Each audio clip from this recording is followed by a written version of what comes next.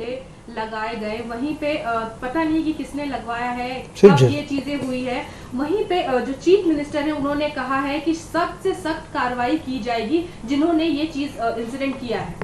देखिए, सिर्फ 3 झंडा नहीं लगाया, पूरी वॉल राइटिंग किया है।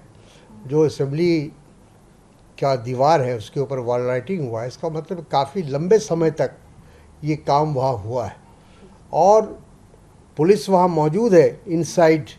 जो उन्होंने कहा कि असेंबली के अंदर ये असेंबली की रखवाली के लिए पुलिस होती है, सिक्योरिटी होती है, और उसके बावजूद अगर इस तरह की घटना होती है तो ये राज्य सरकार की विफलता है, वहाँ के प्रशासन की विफलता है। और दूसरी बात ये भी है कि किस तरह से जो खालिस्तानी आंदोलन करने वाले लोग हैं उनका वो किस तरह से सर उठा रहे हैं, किस तरह से उनकी हिम्मत बढ़ रही है, हौसला बढ़ रहा है, ये भी उससे पता चलता है। सर वहीं पे अगर हम जी के दाम जिस तरीके से बढ़ रहे हैं और राहुल गांधी जी कांग्रेस फॉर्मर प्रेसिडेंट, उन्होंने क्रिटिसाइज किया है कि जिस तरीके से अब बहुत सारे स्टेट में 1000 रुपए तक का सिलेंडर हो चुका है। सर कैसे देखते हैं इस चीज?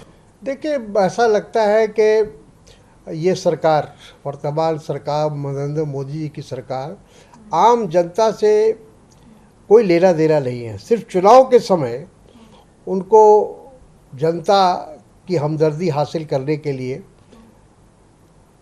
जैसा उन्होंने अभी पिछले दिनों जब 5 राज्यों का चुनाव था तो डीजल का, पेट्रोल की कीमत बढ़ाई गई, और जैसे ही चुनाव समाप्त हुआ तो डीजल की, पेट्रोल की, गैस की, हर चीज़ की कीमत, सीएनजी की दाम बढ़ाया जा रहा है।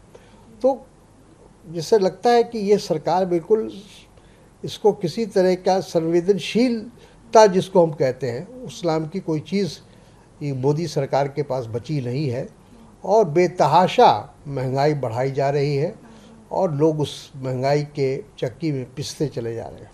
सर वहीं पे इस तरीके से ऐलान हुआ था, कहा गया था कि एमएनएस के जो चीफ है वो अयोध्या मंदिर जाएंगे, वहीं पे 10 तारीख को वो जा रहे हैं। कुछ पोस्टर्स वगैरह भी उनके अगेंस्ट लिखा गया है, वार्निंग अबाउट फेक पीपल। वहीं पे आदित्य ठाकरे भी है, वो भी 10 तारीख को जा रहे हैं, लेकिन संजय राउत ने कहा ये बिल्कुल कोई पॉलिटिकल ट्रिप नहीं है, उनका एक निजी ट्रिप है वहाँ जाना।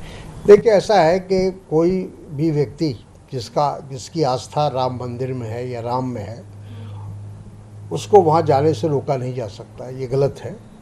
अगर ऐसा रोकने का कोई प्रयास करता है तो गलत है। मैं समझता हूँ कि हर व्यक्ति को अपने आस्था के अनुरूप वो कहीं भी आ जा सकता है। सर वहीं पर अगर हम केरला की बात करें तो गवर्नर है आरिफ मोहम्मद खान, उन्होंने एक बयान दिया जो उन्होंने ये कहा है, India needs to revive its Sanatan Dharma principle. How do you see it sir?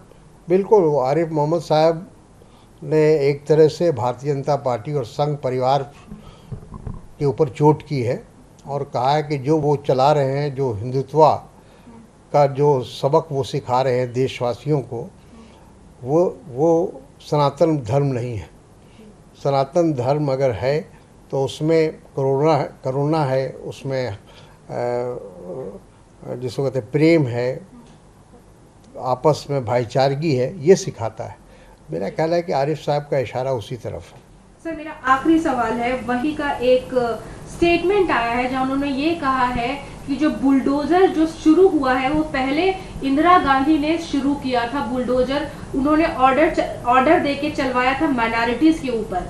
कैसे देखते हैं इस चीज़ को आप? देखिए, कब तक इसी तरह से इंदिरा गांधी, पंडित जवाहरलाल नेहरू, मोतीलाल नेहरू, राजीव गांधी क्या का नाम लेकर अपनी गलतियों पर पर्दा डालते रहेंगे, ये मेरी समझ में नहीं आता है।